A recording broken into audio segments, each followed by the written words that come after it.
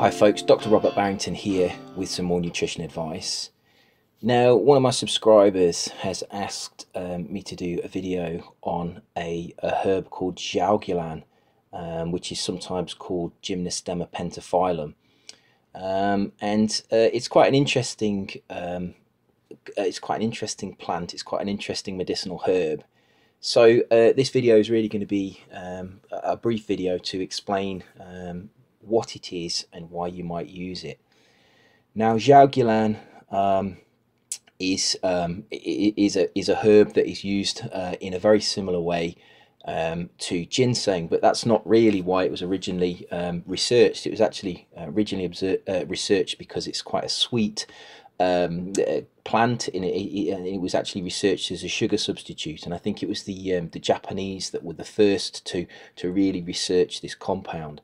It's quite popular in southern China, but it's not really what you'd call a traditional Chinese medicine herb. It was more of a kind of a regional herb that was used in particular areas. Now, what happened when the researchers were looking into this this plant is they actually found that it contained a number of compounds that were very similar to the compounds in ginseng. Now, these compounds in ginseng are called ginsenosides, and in Jiaogulan they're called gypenosides. They are structurally very similar. They may actually be identical chemical compounds, and there's a lot of them. There's upwards of 80 of these gypenosides in Jiaogulan, and there are a lot of ginsenosides in ginseng as well. I don't think there's quite as many, but they have this this common structure. They all belong to this phytochemical group called terpene saponins, and the similarity between the ones in Jiaogulan and ginseng is very close. They're actually called the Panax type of terpene saponins, and so actually they belong to the same, not only the same chemical group, but they may actually be the same chemicals. And that gives you a clue as to what you might use Jiaogulan for. Because research shows that it does have these adaptogenic properties, which is what you'd expect. It contains very similar chemicals to Panax ginseng, which is an adaptogen. And really, what is an adaptogenic herb? Well, really, an adaptogenic herb is a herb that has non-specific properties that give the consumer a particular resistance to stress. And if that stress has caused the physiological parameters of that person to move outside of their normal range, the adaptogenic herb will tend to normalize those parameters. So there have been studies, for example, done on ginseng, and there have been studies done on Jiaogulan as well.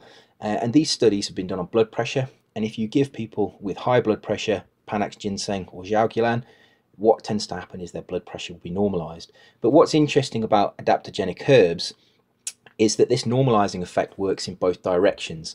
So if you tend to have low blood pressure for a particular reason, if you take these adaptogenic herbs, they will tend to normalize the low blood pressure back to normal. So they can have a lowering effect or a raising effect depending on how that parameter has been affected. Now, one of the most interesting uses for these adaptogenic herbs is as anti-stress agents. Now, stress is quite damaging to the body over the long term. In the short term, stress is a normal response that we have from our brains in order to be able to try and provide us with resistance when environmental conditions change. Cortisol is released for a reason. It's there to be protective of these changes, these environmental changes, and it's there to give us this adaptive ability. What isn't really helpful is having this release of cortisol on a chronic basis, and this is what I think a lot of people in modern life are exposed to. They're exposed to small amounts of chronic stress, and what tends to happen is our cortisol levels tend to become elevated over time. And although cortisol is a protective compound, it's a protective hormone, over the short term it has protective effects. Over the long term it can actually start to become damaging. Now, if we look at mental health, if we look at mood, what tends to happen when cortisol is released, and this is not fully understood, but cortisol does appear to have beneficial effects on our phytochemistry. So in the short term, cortisol appears to prepare the brain for stress, It may, for example, elevate levels of beta endorphin. It may elevate levels of noradrenaline, and these are compounds that are there to help us get through the stressful conditions. However, if the cortisol is released for too long, if there's a chronic release of the cortisol, it starts to have a damaging effect on our neurochemistry, and we tend to get detrimental effects on our neurotransmission. So, for example, we may get reductions in serotonin levels in particular parts of the brain. There may be changes in the GABA system. There may be changes to noradrenaline, dopamine, endorphin, the enkephalins, the opiate system. And also the endocannabinoid system, and this tends to put our neurochemistry out of balance, and this tends to lead to mental health issues, some of which could be, for example, anxiety or depression, depending on what the stress was, and also perhaps how you perceive that stress. Everybody reacts differently to different environmental changes. What these adaptogenic herbs appear to be able to do is they appear to be able to normalize or at least reduce these elevated levels of cortisol that we get during stressful positions, and this has a balancing effect on our neurochemistry, and this over time starts to allow our neurochemistry to return back to those normal physiological parameters that we had before the stress was, before we were exposed to this long chronic stress. Now, that's not to say these adaptogenic herbs are a miracle cure. If you have severe depression or severe anxiety, they're very unlikely to help you over the long term. It's very difficult to help somebody with chronic anxiety, with severe anxiety or severe depression. But there are no drugs that really help either. Though these types of severe illnesses are to the point where the physiology and the neurochemistry is so upset that it takes more than just taking a herb to be able to correct it. You'd have to withdraw from the stress. You'd have to have time to heal, the damages and the scars inside your faculties. They're not going to be a miracle cure. Where they are very helpful is for those people who have very low levels of anxiety on a chronic basis and very low levels of depression. So those people that are suffering from mild to moderate depression, the types of people that may take some John's wort, for example. John's wort's been shown to be very beneficial for mild to moderate depression. Those sort of people may actually benefit from taking adaptogenic herbs. People that suffer from the general anxiety syndrome, which is a very low level form of anxiety that's felt almost on a daily basis. Again, those types of people might benefit from adaptogenic herbs, because the depression and the anxiety is often caused by this stress and these changes in cortisol levels, and these adaptogenic herbs are very good at lowering those cortisol levels. So Jiaogulan and Panax ginseng, very good adaptogenic herbs for those types of conditions. Other types of adaptogenic herbs that you could consider that are, they're not probably as close as these two are together, because these two possibly contain identical chemicals. They may actually be interchangeable in terms of their role in nutrition. Other adaptogenic herbs that have similar effects but contain slightly different phytochemistry will be something like ashwagandha, which is sometimes called withania. You would have brahmi, gotukolu, sour date is another one, these types of adaptogenic herbs, rhodiola rosea, Siberian ginseng, they all have the same type of normalizing effect, a generalized normalizing effect on our physiological parameters, particularly against the stress that we encounter over chronic low levels of stress. But of those adaptogenic herbs, it's clear, I think, that those two, Jiaogulan and Panax ginseng, are very similar and could possibly be interchangeable. Now, why would you possibly choose Jiaogulan over Panax ginseng? Well, there's this. Let's look at the price to start with. Jiaogulan does actually appear to be, from my research, appear to generally be cheaper. I know it's from what I've read, it's easier to grow, and it appears to be more rapidly growing than ginseng, and therefore the cost of providing it as a herbal extract or as a tea appears to be lower, and therefore if they're having the same effect, it might be that you would turn to Jiaogulan.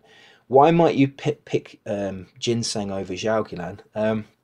one of the reasons I could think is that there is a lot more evidence to show that Panax ginseng has beneficial effects.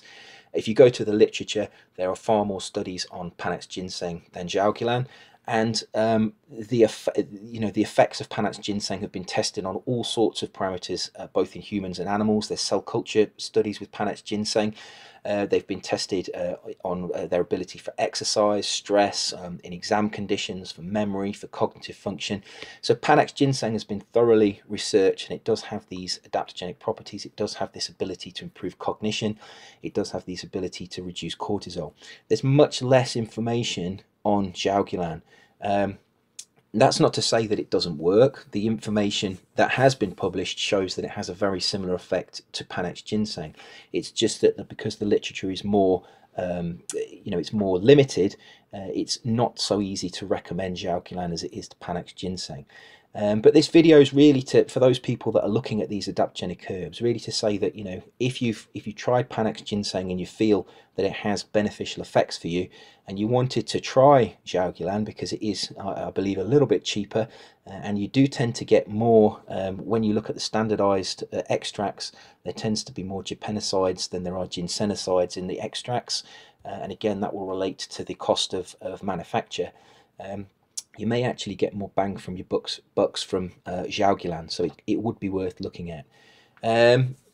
If I had to recommend any of the adaptogenic herbs, I think the one I usually recommend is ashwagandha, and that's because I feel that anecdotally from my own experience, it's tended to be the one that's most reliable in terms of its effects.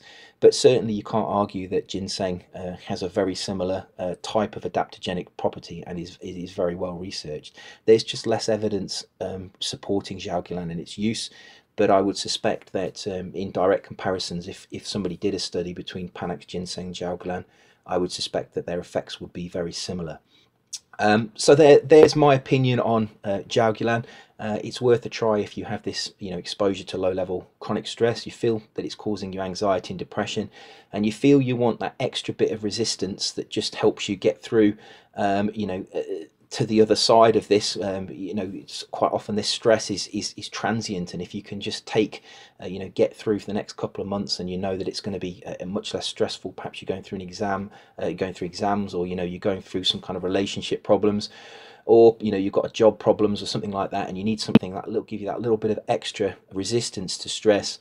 Any of these adaptogenic herbs will really be beneficial, and certainly Panax ginseng and Jiaogulan are worth investigating. So I hope you found that interesting. As always, eat well, stay healthy, and protect yourself, and I will see you soon for another video. Take care.